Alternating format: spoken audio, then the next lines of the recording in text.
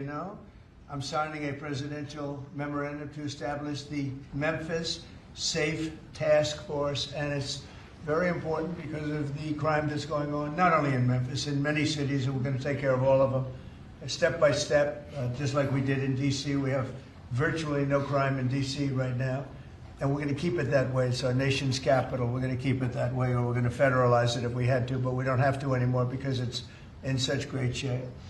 This task force will be a replica of our extraordinarily successful efforts here, and you'll see it's a lot of the same thing, although the numbers here are really something. They're really bad. Now, we did send FBI in about 4 months ago to work, and it brought some of the numbers down, and they did a great job, but we're sending in the big force now.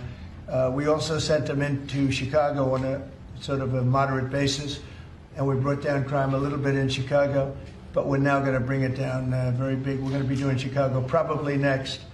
I was with a great businessman, a man who is involved in all cities through his business. And I say, who do you think should be next after Memphis? And he said, sir, you've got to save Chicago. We're going to wait a little while. But he said, you got to save Chicago. You can't let it go.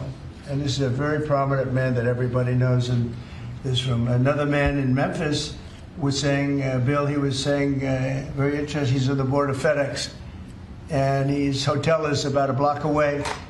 And he said, when I walked there, I said, you know, I don't want to do this again. I never want to do it again. And they won't let me walk there.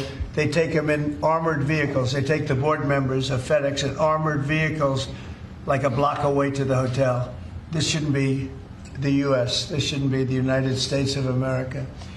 The task force will be a replica, as I said, and it's going to be, I think, equally successful. This is a tremendous success we've had in Washington, I can tell you, and everyone knows it. And people in the White House that work here and other people that I know are calling me and thanking me.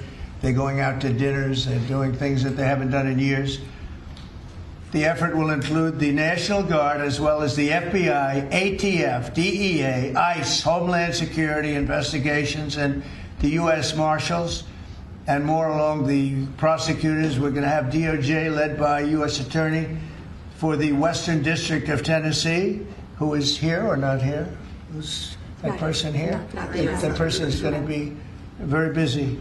So we're going to have U.S. Attorney for the Western District of Tennessee, and most importantly, Pam Bondi's here. She's heading it up, and she's doing an unbelievable job in every respect beyond this. So also worked with some of the members of the team right here on D.C., and we're very proud of that effort. We essentially had the crime down to a very low rate in 12 days, and within another 10 days after that, it was so incredible. And it continues at that level, and we're going to continue. We have to because it's our capital. This team will deploy the full powers of federal law enforcement agencies and enforcement generally to restore public safety and get dangerous career criminals off of our streets. We're going to get them off. In 2024, Memphis had the highest violent crime rate, the highest property crime rate, and the third highest murder rate of any city in the nation. Other than that, they're doing quite well, thank you. A person is 4 times more likely to be murdered in Memphis, Tennessee today than in Mexico City. It's been, and you know Mexico City is not a cakewalk. It's been overrun with carjackings, robberies, shootings, and killings. There were 249 murders, 429 rapes, 5,616 burglaries, and 12,522 violent assaults in just the last little while in 2024 and in pieces of 2025. Where it's actually gotten worse until recently when we sent the FBI down to see what the hell is going on. Last month, a vicious thug carjacked an elderly woman parked at the movie theater, dragged her out of the car, and body slammed her into the pavement where she is still trying to recover. Probably won't be successful. So we're not going to allow this kind of savagery to destroy our society anymore. We're stopping it. We're doing it one by one. We have time. But we want to go quickly. We don't want to lose Chicago. We're going to lose Chicago. We're going to lose places like you go to St. Louis. St. Louis. We're going to lose St. Louis. We're not going to lose. We want to save these places. You're going to lose them. It was the way the man said it, he was a very high-quality man. I said, who would you do next? He said, sir, do Chicago. You don't want to lose Chicago. We're not going to lose Chicago. So we're going to have to go very big, and we're going to go probably, we're thinking about it for next Pam. We're going to hold it off. We're going to do some of the smaller ones. And the truth is, our people are so good. Gaddy, you're doing a great job wherever you may be. We're doing so good that I don't think we need too much practice, right? But we got to go and save our big cities, our great cities. Chicago's a great city, and we're going to make it great again very soon. And I think we can do that. Despite the tremendous size, I think we can do a real job, and we're going to give you the resources that you need. So with that, I'd like to just end by saying we're going to make Memphis safe again, and I'd like to ask Governor Bill Lee to say a few words, and then Pam can talk, and anybody else you'd like to talk to. We'll go through the whole list. We have all day long if we have to, because this is a very important thing. We have to save our country from violent crime. So, Bill? Yes, please, sir. please. Mr. President, first of all, thank you. Thank you. Thank you for your commitment for federal resources to the great city of Memphis. And it is a great city, and it has a great history and a great legacy. And we are very hopeful and excited about the prospect of moving that city forward. I've been in office 7 years. I'm tired of crime holding the great city of Memphis back. And I have spoken today with the director of the U.S. Marshals, with the director of the FBI, with General Bondi. We realize that this effort of multi-agencies that will combine the work of the Tennessee Highway Patrol and the local police departments, when we come together, we can make significant change in our city and the city of Memphis, and that is a powerfully important thing for the state of Tennessee, and I want to say thank you. This will be your proudest moment when we see you in 4 or 5 weeks, maybe sooner. You're going to see numbers that will drop and plummet like you haven't, just like we did in D.C. They plummeted. Nobody can even believe it. And they're going to plummet. It'll be one of your really proud moments, and you've done a good job too. But this will be maybe your proudest moment. Thank you, sir. Okay? And the director, as the director said, the goal is sustained. Right. Got to keep it. Sustained crime lowering, and that with this effort, I believe we can get there. We can finally get there for that city. Yep, we're going to have it sustained. Long time. And your people are going to get better and better, and your police force has been terrific. They're working with us very much, as you know. We started it, as I said, on a little basis, and we got it down quite a bit, but now we go in for the big march, okay? And Director Patel and his team have done remarkable work so far. As you know, the numbers are great, and this will be one more step in the right direction for Memphis. That's true. Thank you. He's done a very good job. Thank you very much. Pam, please. President Trump, at your directive, we went in, as you all know, to D.C. and took over the city of D.C., working hand in hand with Metro Transit Authority. All of the agencies represented here today got over 2,000 violent offenders, got over 200 guns off the streets of D.C., and D.C. is safe again. And now, Governor, working with you and working with our 2 U.S. senators and all of our agencies working hand in hand, we're going to do everything we can to make Memphis safe again. That was President Trump's directive to us, and it's easy to do when you're working with such great leaders. And Secretary Noem, you have been instrumental in this, and Director Patel has already been into Memphis and gotten so many violent offenders and guns off the street, and that's what started it. And working Stephen and Deputy Attorney General Todd Blanche, thank you. We've all been going nonstop, working hand in hand together, and Gowdy Serralta, Terry Cole, and Director Driscoll of ATF wearing 2 hats, and Pete Hegseth with the National Guard, all working hand in hand and being out there for a month. You can't tell who's with what agency but for the T-shirt they're wearing, because everyone's working hand in hand, and that's why we've been so successful. We're going to do that in Memphis, and we're going to get crime off the streets. That's great. Thank you, Pam. Great Thanks, job. President. Christy, go ahead. Mr. President, Memphis has a high number of trafficking, significant human traffickers, child exploitation, drug trafficking. The local gangs there are extremely dangerous, and I'm so excited that you're going in there to work with not just the governor and willing local leaders, but also our Attorney General and all the leaders that are standing here today to help protect our children. So what's going to change dramatically is the families' lives that live there, and it's only going to happen because of you, because you're coming in. What has started there, you're going to put on steroids. The networks that you're going to uncover across this country, because of the work that's going to happen in Memphis, we're going to see every city get safer, because we're going to see those ties to other criminals that we're going to get out of the country. So we're a nation of laws. And sir, thank you for caring about every single city. Thank you, Christy. Really nice. And what makes it to me so exciting is the success we had here so quickly. And, you know, we've taken close to 1,500 people out of D.C. But when I saw the result happen so quickly, and so many people are so thankful, and people that you pass them every day and they're fine, all of a sudden they're thanking me so profusely. It was so exciting what's happened, and continues to be what happened in D.C. And so that's what makes this, I think, even more exciting, because we know what's going to happen. We know we have the people. Look, we're sending in a lot of help.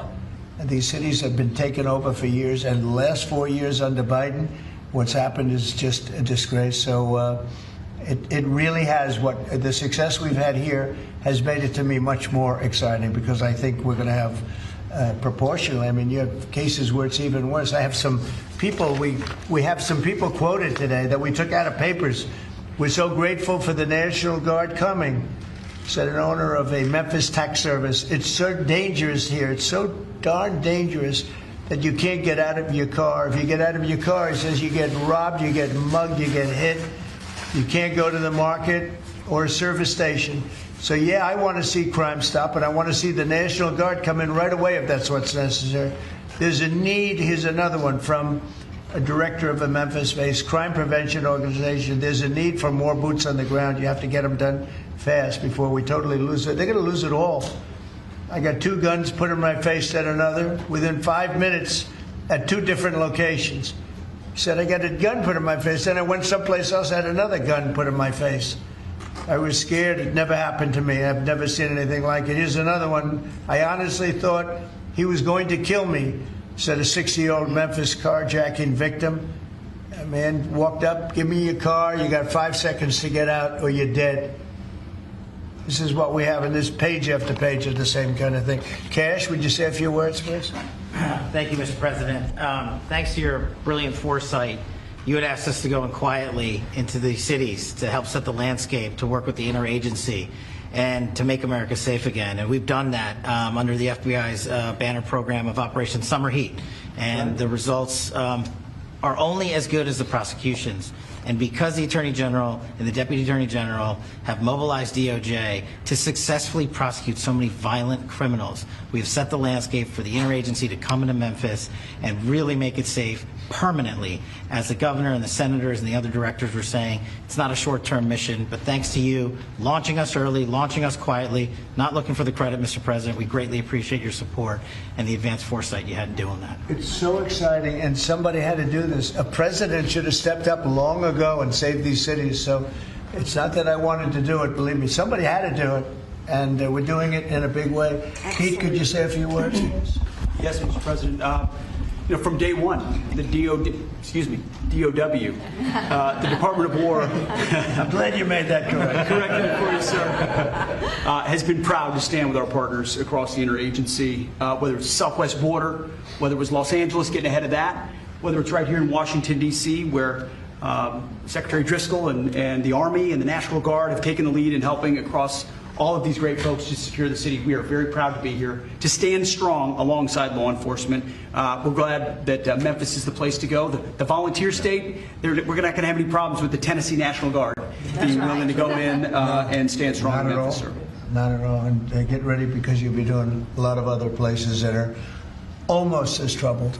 You got it, sir. Some of them are equal. You look at what's going on in Baltimore, where the governor was telling me how wonderful it is, and you can't walk across the street without being shot.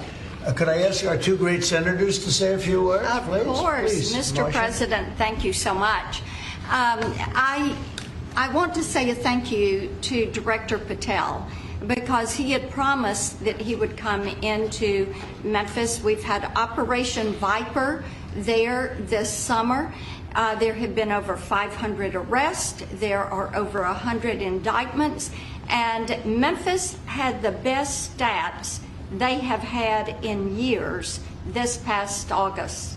Last month, it was the best August they have had, and it's because of the work that's been done. And now to have a new phase of this enforcement for Memphis, where we are going to have all of these agencies working as a team, as the governor said, making certain that this is a long-term effort to make Memphis safe again. Mr. President, we are so grateful and we thank you. Thank you very much. Yeah, thanks, Mr. President. And this is an issue that's plagued Memphis since I was a boy, Mr. President. And it's time that we addressed it. And I appreciate your leadership allowing us to do that. And the team that you've assembled here is going to help us deliver the most fundamental responsibility of our government, and that's public safety. This shouldn't be a partisan issue. This should be something that is our primary goal. And certainly I hope to see Memphis become the safest city in America. And thanks for the effort of all of your team here to make certain that happens. Thank you, Governor Lee, and I want to say thanks to the Memphis Police Department and the Sheriff's Department there too, who have all worked closely to bring this together. I look forward to tremendous results. And I want to thank the FBI for the last 4 or 5 months, because they have brought down the numbers quite a bit. Chicago here and a couple of other places that we can talk about later if anybody wants to. Could I ask you two guys, Terry, Gaddy, to have a couple of words also? You really did lead the charge here, and you've done such a great job. Please. Mr. President, thank you for always supporting law enforcement. I think the major difference here in Washington, D.C. has been your support for law enforcement, has been empowering the men and women that are on the street working every single day. And I look forward to not only going to Memphis, but other places in Tennessee as well. And I think you'll hear from us real soon, Mr. President. Thank you for your support, sir. We have plenty of places. Yes, sir, we do. You know the country very well. That's great. Thank you, Terry. Please, Mr. President, I just want to say that we're honored once again to lead the charge with the United States Marshal Service, leading and joining 22 other federal agencies. I can say that today we spoke with over 30 of the local agencies, letting them know what to expect, giving them the template that we've done here in D.C., so they know what to expect. They're extremely excited. I think everyone is going to be well receiving the law enforcement surge that we're about to take to Memphis. Great job. Thank you. And I'm going to ask one of the best lawyers in the country. He is one of the best. Todd, say a few words, please. He is a great lawyer. Thank you, Mr. President. Yeah, look, I think it's been said for the past 15 minutes, the president ran on making this country safe again, and we do not make this country safe again unless we go into our cities where there's the most violent among us and go street by street and block by block and arrest the men and women in this country that are destroying cities and communities for the rest of us. And so what we plan on doing, as the governor said and the senator just said, this has been a problem in Memphis for a long time. We plan on delivering Memphis back to the citizens that are there to raise their families, to go to church, to be in their communities. That's our goal, and that's what we plan on doing, whether it takes 2 weeks or 2 years. That's what we're going to do. Thanks, Tom. The great Stephen Miller, please say a few words. Thank you, Mr. President. The same emotion you do on television. That's hard to do. I think that's going to be hard to do. President Trump's initiative here in Washington, D.C., is important to understand, is the most successful anti-crime initiative in American history. But just think about it for a second. In 30 days, President Trump put together a team that saw the largest ever violent crime reduction in any city in American history, something that people had not been able to do in 40 years. That is a momentous achievement. And now the president is going to take that same model to Memphis, and as he said, more cities after that. The team that President has put together has no equal today or anywhere in American history. I think what's happening here is that what the president has done is made clear. The power of federal law enforcement that was used for the last 4 years to harass and attack conservatives, to harass and attack Christians, to go after law-abiding families, the power of law enforcement under President Trump is going to be used to get all the criminals, all the violent offenders, all the murderers, all the cartels, and all the domestic terrorists off our streets. So whether you're Antifa, whether you're a domestic terrorist, whether you are a violent gang member, a drug trafficker, a trained Iraqwa killer, or anyone else that's threatening our people, President Trump is saying he's going to use his FBI, his DOD, his ATF, his DEA to wipe you out to put you in behind bars, to take you off the street, or to apply whatever legal consequences necessary. Mr. President, I'm honored beyond words to be a part of this team under your leadership as you've saved thousands of lives. Thank you very much. Come on over. Let's sign that bill. You want to say anything about our great military real fast? He's what a job he's doing, this guy. Mr. President, so our Army National Guard is honored to be part of this mission. This is their community. A lot of them are from D.C. They're from Tennessee. When you talk to them, when you talk to the actual population out there who interact with them every day, they say it's a blessing to have them as a part of their life. And then for the National Guard getting to have this where they get to improve their communities, where their kids are growing up and they're going to church, and this is where their families are. Many of them, sir, have said this is the honor of their lifetime, so thank you. Look at that nice face, and yet he's a killer. That nice, beautiful face, and he's a total killer. I don't know how you do it, huh? Lowe's a great job. Everybody here is doing a fantastic job. All right, here we go.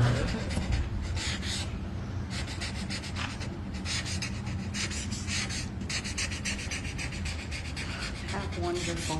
Okay. Wonderful.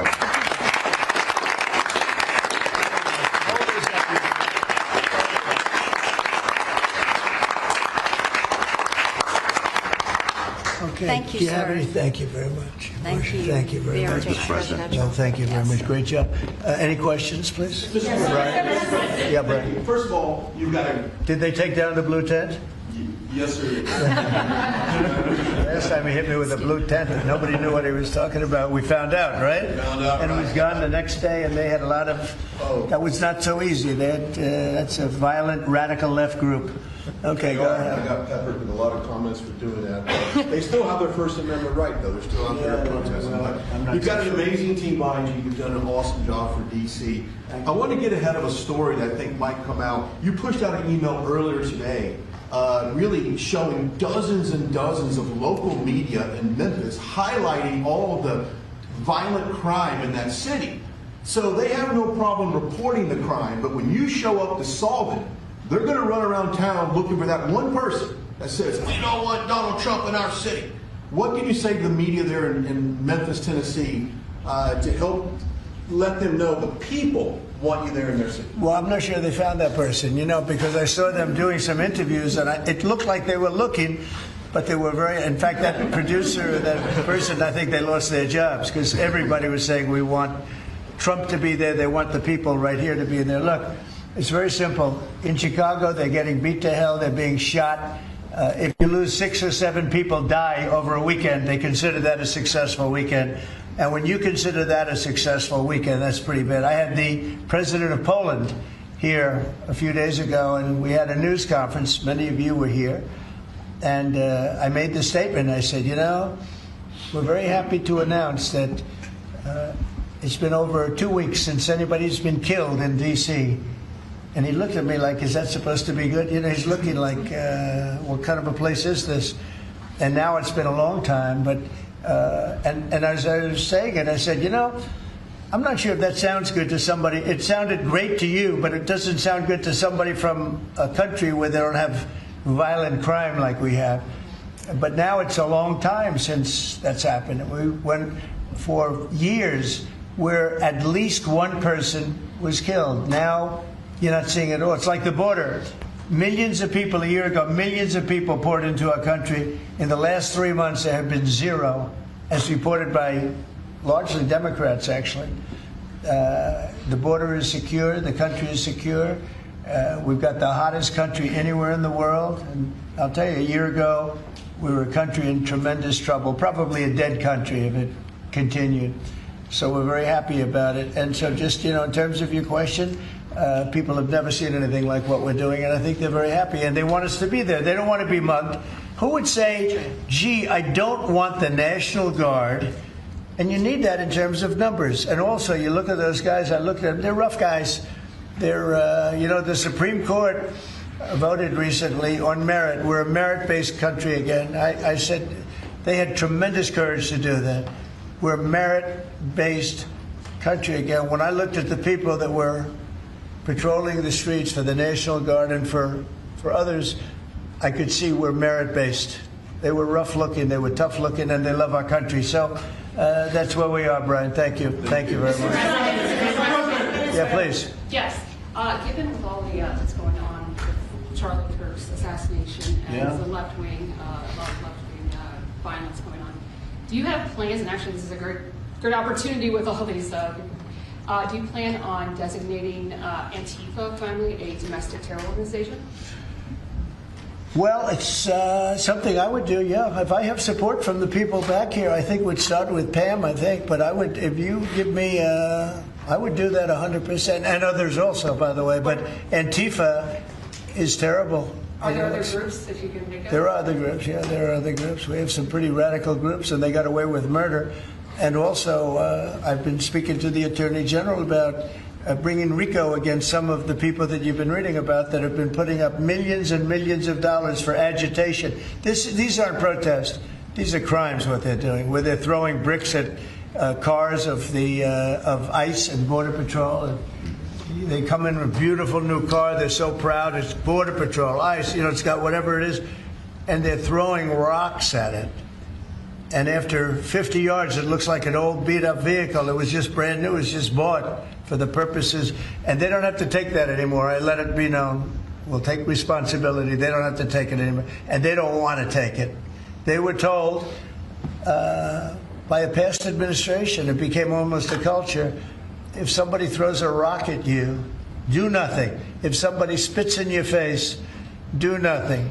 And I say, when they spit, you hit. Do whatever you want.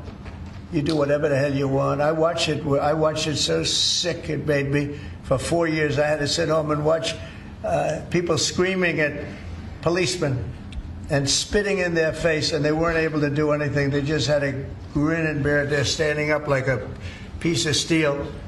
And a woman, in many cases, women, you can see they're professional agitators. I had one the other night. I had 4 the other night, all in one group, total phonies. I started to scream when I got into a restaurant, something with Palestine. And I said, well, I'm doing a great job for peace in the Middle East. I should get lots of awards for that, right? With the Abraham Accords and everything else. But a woman just stood up and started screaming. And she got booed out of the place, too. There were a lot of people in the restaurant. I went there to show how safe, and it was safe. I mean, the woman is just a mouthpiece. All she was a paid agitator. And you have a lot of them. And I've asked Pam to look into that in terms of RICO, bringing RICO cases against it, criminal RICO, because they should be put in jail. What they're doing to this country is really subversive. Mr. President, can I ask you one on crime? Mr. President, can I ask you one on crime and one on Charlie Kirk? You floated potentially going into St. Louis. You mentioned you want to go into Chicago next. Could St. Louis be after Chicago? It's going to be around there someplace. Yeah, we got to save St. Louis. Got to save these cities. This isn't like, we're going to do something. We have to save St. Louis. We have to save Chicago. I know all about Chicago. I have a great, beautiful building. I'm so proud of it. But, you get less proud when you see all the crime. When they announced 2 weeks ago, 11 people killed, this is over a weekend. I think they said 38 people shot and 11 people dead. And then you watch Pritzker get up and say, we've got crime under control. And I will say that Kash and the FBI did a good job. With a very light force, they went in, and for about 4 months, Kash or so, they've been working on keeping crime down. They have brought the numbers down a little bit. But those are the easy numbers. The first 20, 25% are the easy numbers. That's where it gets. Then you have to bring in the big forces, right, which is what we always intended to do. But I think the FBI's did a very good job. In particular, in Memphis and Chicago, they brought it down a little bit. Like 20% and 25%. Well, I guess it's not so little, but we have a long way to go. We think Chicago is going to be next, and we'll get to St. Louis also. And on Charlie Kirk's assassination. And New Orleans we want to get to, too. Your FBI is investigating the potential role of left-wing organizations in the assassination. I'm wondering if you think if Charlie Kirk's assassin worked alone or if he worked with you. I don't know. I mean, I can tell you he didn't work alone on the Internet, because it seems that he became radicalized on the Internet. That's just by watching same things that you're watching and hearing. It looks like he became radicalized over the Internet. And it seems like he has wonderful parents, brought in a wonderful neighborhood, smart guy, great boards, great marks, great student. and then something happened to him over a fairly short period of time. It looks like he was radicalized over the internet, and it's radicalized on the left. He's a left. I have a lot of problems with the left, and they get protected, and they shouldn't be protected. But as you understand, I think very well from the tone of your question. Thank you very much. On Venezuela, on Israel. First on Venezuela, what can you tell us about this Venezuelan boat that was taken out? And do you plan to provide proof that these were narco-terrorists who were on their way to the U.S.? Well, we have proof. All you have to do is look at the cargo that was, like, it's spattered all over the ocean. Big bags of cocaine and fentanyl all over the place. And it was, plus we have recorded evidence that they were leaving. We've recorded them. It's very careful because we know you people would be after us. We're very careful. The military has been amazing. And General Kane showed me a little while ago the clip, but you could actually see it. But you don't have to see it because we have recorded proof and evidence. We know what time they were leaving, when they were leaving, what they had, and all of the other things that you'd like to have. But we have noticed that there are no ships in the ocean anymore. We're seeing that there's like no ships, when the first one we went, there were hundreds of boats. Now there are no boats. I wonder why, meaning no drugs are coming across, probably stopping some fishermen too. I mean, to be honest, if I were a fisherman, I wouldn't want to go fishing. Just a nice, let's take a little trip, because I'd say, man, if maybe they think I have drugs downstairs. I don't want that. I think the fishing business probably been hurt, but there are literally no boats. This was a boat, and we were surprised to see it. Now, what does that mean? That means there's no drugs coming by sea, but they do come by land. And you know what? We're telling the cartels right now, we're going to be stopping them too. When they come by land, we're going to be stopping them the same way we stop the boats. And you'll see that. But maybe by talking about it a little bit, it won't happen. If it doesn't happen, that's good. But they killed 300,000 people in our country last year. And we're not letting it happen anymore. And then on Israel, did Bibi Netanyahu speak to you directly to alert you that Israel was going to be striking Hamas sites in Qatar? No, he didn't. Yeah, go ahead. How did you learn of it? Same way you did. Go ahead, please. You mentioned that the shooter was radicalized online. I think so. By the way, when I say that, that's my opinion. I think he was radicalized online based on what they're saying. Do social media companies bear any responsibility for that? And how does that? I'm going to have to ask. I don't know. I'd ask Pam that question. I don't know if you or Todd could give an answer to that. Somebody has to bear some responsibility. And President Trump, I've always told parents, you got to watch what your kids are doing on the internet, what they're doing online. What they're listening to, what they're reading. They're all online. They're all on their phones all the time. Parents have got to monitor that, because this starts when you're young. This starts when you're young, when you listen to these groups, when you watch these shows, and parents have got to just be vigilant. So sure, that's part of it, and they're meeting kids online who they think are kids, and they can be anywhere in the world and talking to them, and yeah, they are being radicalized. Mr. President, he went bad, and he just went bad very quickly in a sense, because he sort of led a very normal life, a life of, great education, schools, everything else, but somewhere along the line something happened. Yeah, please. Thank you, Mr. President. How will you send the National Guard into Chicago without cooperation of the governor and the mayor? Well, if they do cooperate, that's good. If they don't, it's not going to matter to us at all. You know who wants to help us? Police department. They have no respect for the governor. They have no respect for the mayor. They respect us.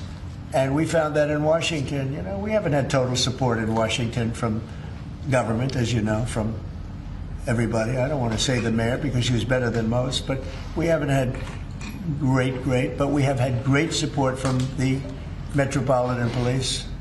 They're like brothers of these people. They're really like brothers. You see that. They work together. And so if the governor wants to support, as I said to Bill, it's going to be his proudest moment. What he's going to do, the governor of Tennessee, what's going to happen with Memphis. In 3-4 weeks, we'll stand together and we'll say, look at this. The crime has almost disappeared, maybe completely disappeared. In Washington, they don't even know how to record it because it's down so much. They've never heard. I heard 87% is down. I said, really? Who are the 13%? Because it's more than that. It's actually more. Hard to believe, right? You're going to have the same results in Chicago.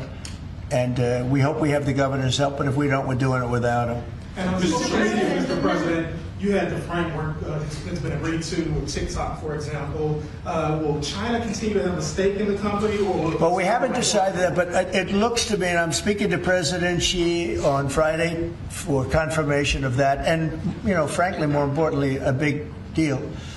And we've had very good meetings. As you know, we were in Europe, our people, Scott Bessent and Jameson Greer, and others. And it was a very big meeting with China. And, you know, they're treating us with respect. We treat them with respect, too.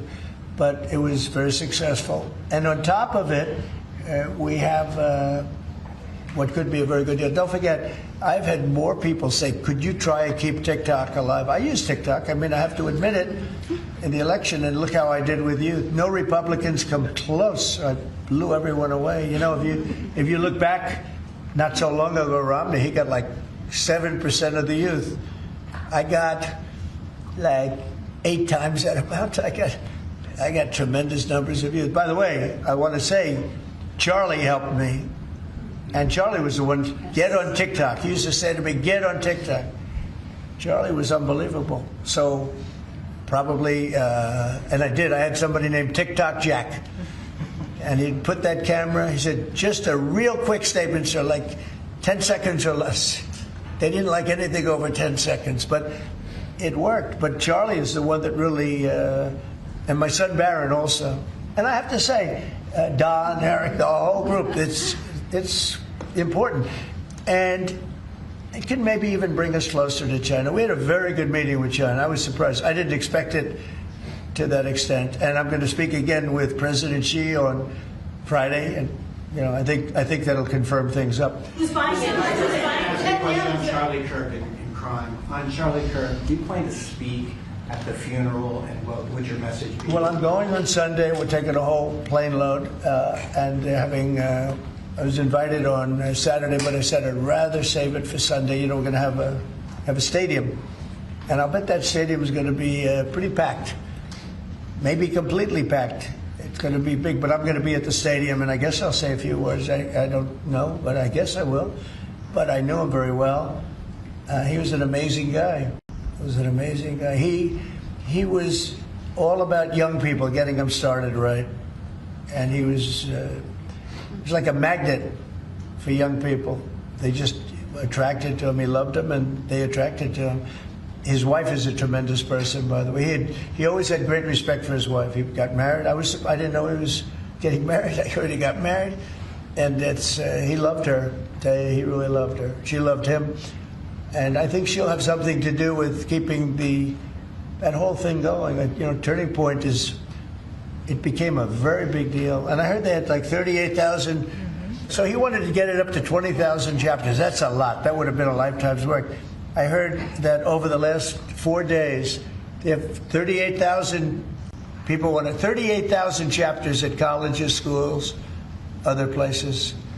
Numbers that, nobody's ever heard of numbers like that. So I think Turning Point could be, through what happened, this horrible act, it could be maybe bigger than it could have ever been had he been there. And I will say this, he'd be very happy if he saw what was going on. And there's some very good people, because I speak at Turning Point quite a bit. And Charlie would call me up. So the last time I spoke to him, he said, sir, and I think it was Phoenix, sir, could you get to Phoenix? This was like in a day. I said, Charlie, I'm the President of the United States. You called me asking me if I could speak tomorrow in Phoenix. You can't do that to me, Charlie. But usually I ended up going. He was great. He was a great guy, and he didn't deserve this. He didn't deserve this, believe me. Ilhan Omar, after his assassination, called Charlie Kirk a reprehensible human being. Should he strip of her community assignments? I would say, I think she's a disgraceful person. I think she's a disgraceful person, a loser.